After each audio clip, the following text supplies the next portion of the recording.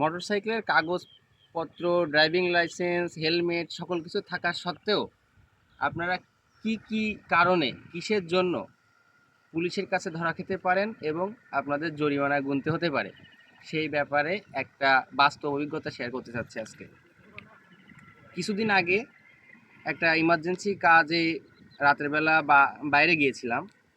আমাদের কাছে মোট 4টা বাইক ছিল।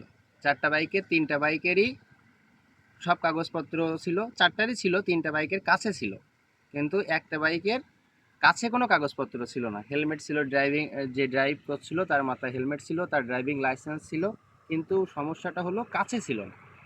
এই কাছে না থাকার কারণে ওই দিন রাতে যৌথ বাহিনী আমাদের বাইকটা জব্দ করে ট্রাফিক অফিসে নিয়ে যায় এবং তারা বলে যে আমাদের একটা সাধারণ একটা রসিদ দেওয়া হয়েছে, যে এই রসিদটা দেখিয়ে বাইকটা ছাড়িয়ে আনতে পারবে এবং সাথে কাগজপত্রগুলো দেখাতে হবে।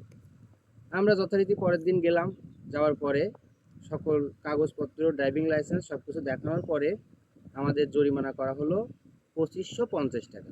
2550 টাকা জরিমানা করা হলো।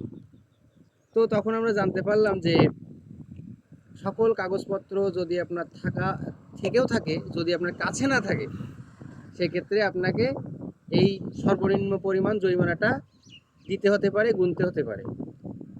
তো আপনাদের যাদের সকল কাগজপত্র আছে, ড্রাইভিং লাইসেন্স আছে, হেলমেট আছে, তো আপনারা এগুলো দয়া করে বাড়িতে রেখে যাবেন না, সাথে রাখবেন। হয়তো থাকা সত্ত্বেও আপনাদের জরিমানা দিতে হতে পারে। ধন্যবাদ সকলকে।